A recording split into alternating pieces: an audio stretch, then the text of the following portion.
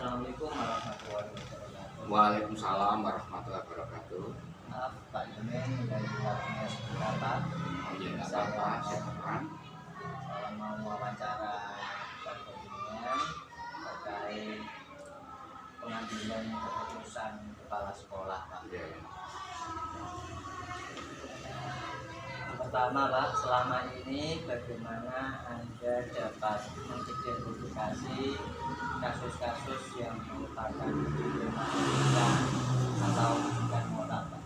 Oh iya, ini yang pertama yaitu identifikasi masalah atau masalahnya apa. Misalnya permasalahannya tentang sosial, belajar dan sebagainya, diidentifikasi masalah, siapa saja yang terlibat. Setelah itu langkah kedua yaitu mencari informasi, mengumpulkan informasi, setelah informasi, contoh misalnya dulu pernah ada kasus yaitu anak yang dua anak yang tidak masuk hampir 4 bulan. Kemudian saya mencari informasi itu pada guru, kemudian dengan orang tua mengapa dia sampai tidak masuk selama itu. Kemudian dalam cara mencari informasi orang tuanya saya panggil, kemudian saya klarifikasi, kemudian saya pelajari masalahnya apa saja kok sampai anaknya tidak masuk. Langkah yang ketiga yaitu mencari solusi bagaimana supaya anak itu bisa masuk.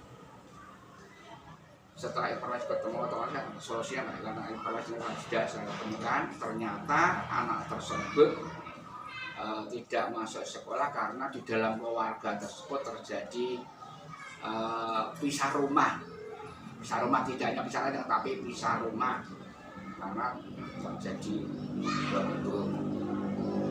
Kemudian setelah tahu permasalahannya kemudian sudah saya jelaskan tadi sejak awal, orang tuanya saya panggil, ternyata seperti itu masalahnya. Kemudian orang tua saya beri saran agar anaknya bisa sekolah, karena sudah sekolah berarti orang tua tersebut menerangkan. Dan alhamdulillah setelah mencari solusinya bagaimana mengapa kok bisa terjadi berendok atau bisa rumah, kita saya cari saya korek kemudian memberi saran, ternyata ketemu solusinya dan alhamdulillah akhirnya anak tersebut bisa masuk sekolah seperti biasa. Kemudian saya juga cari bukti yang lain agar nanti anak tersebut benar-benar aktif seperti dulu, tidak hanya masuk dari 2 hari. Dari bukti-bukti, setelah bukti ketemu, kemudian sampai keputusan tadi sudah ambil keputusan. Kemudian sekarang juga saya cek, saya uji lagi, saya cek, masih saya pantau sampai sekarang. Dan alhamdulillah sampai sekarang anak tersebut bisa masuk seperti dulu. Yang kedua Pak, selama ini bagaimana Anda menjalankan pengambilan keputusan di sekolah, terutama untuk kasus-kasus di mana ada dua kepentingan yang sama-sama benar atau sama-sama mengandung nilai kebajikan Pak? Iya. Yang pertama tadi tetap identifikasi masalah, masalah. Kemudian tadi juga mencari sumber informasi. Setelah itu kita musyawarah dengan teman-teman sejawat.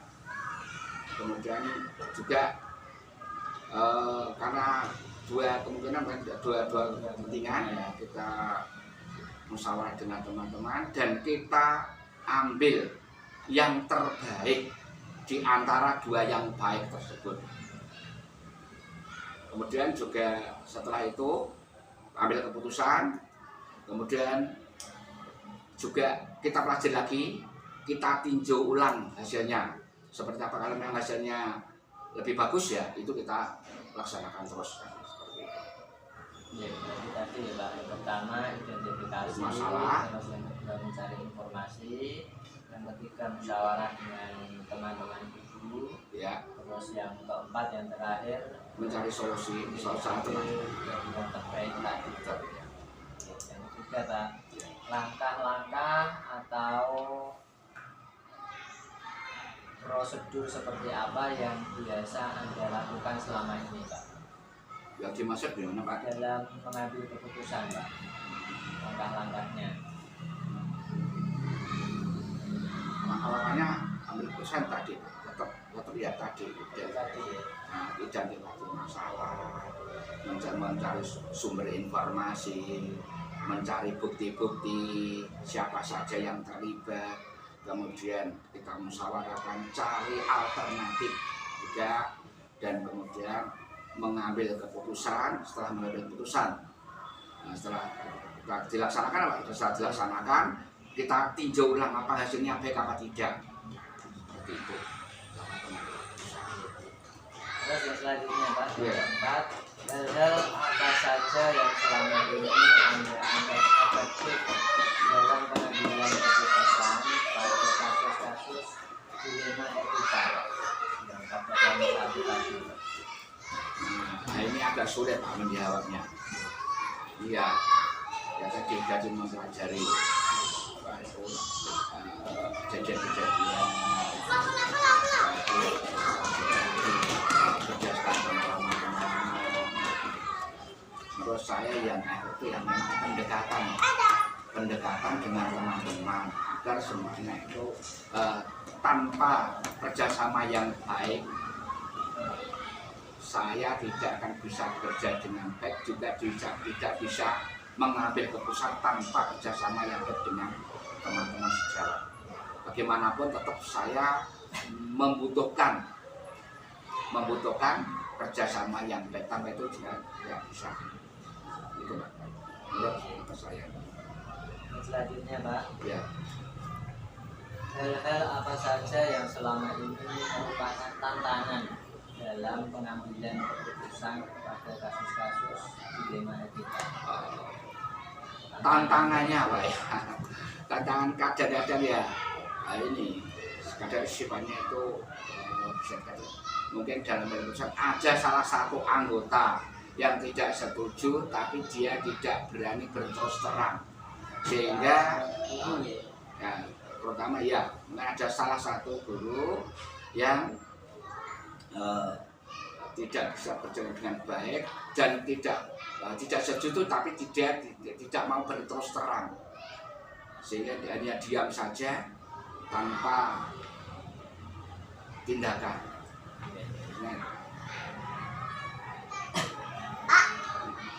Itu merupakan tantangannya Pak. Iya. Kalau ada salah satu guru yang tidak mau terus terang, dia hanya diam saja, tapi tidak mengikuti keputusan, tidak mengikuti hasil musyawarah itu. Terus yang selanjutnya Pak, apakah Bapak memiliki sebuah tata kala atau jadwal tertentu dalam sebuah penyelesaian kasus dilema etika Pak? Apakah Anda langsung menyelesaikannya di tempat atau memiliki sebuah jadwal untuk menyelesaikannya, bentuk atau prosedur seperti apa yang Bapak jalankan? Tergantung permasalahannya. Kalau itu permasalahannya ringan, ya kita langsung selesaikan pada waktu juga. Tapi kalau permasalahannya itu berat, ya pakai tahapan-tahapan seperti tadi yang saya sampaikan di depan. Kalau ringan ya langsung diselesaikan saja. Kalau yang Bapak ceritakan di awal tadi termasuk berat gitu. Ya termasuk berat tadi. Saya ringan itu anggap. Selanjutnya Pak, apakah seseorang atau faktor-faktor apa yang selama ini mempermudah atau membantu Bapak dalam pengambilan keputusan dalam kasus-kasus dilema etika? Ada. Bapak, Ya tadi ada sebagian guru ini yang memang istilahnya bisa diandalkan dan bisa membantu saya untuk mengambil keputusan. Itu juga anggota komite juga membantu kami dalam menyelesaikan masalah ya, sekiranya masalah tersebut memang melibatkan komite atau orang tua siswa.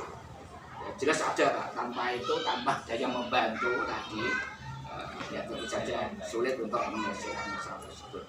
Iya, yang terakhir Pak, dari semua hal yang Bapak sampaikan tadi, pembelajaran apa yang dapat Bapak petik dari pengalaman Bapak tadi dalam mengambil keputusan di rumah etika? Ya, yang pertama ya kita memang harus bekerja sama dengan orang lain, kemudian kita menghargai orang lain, melibatkan orang yang dalam mengambil keputusan, tidak egois.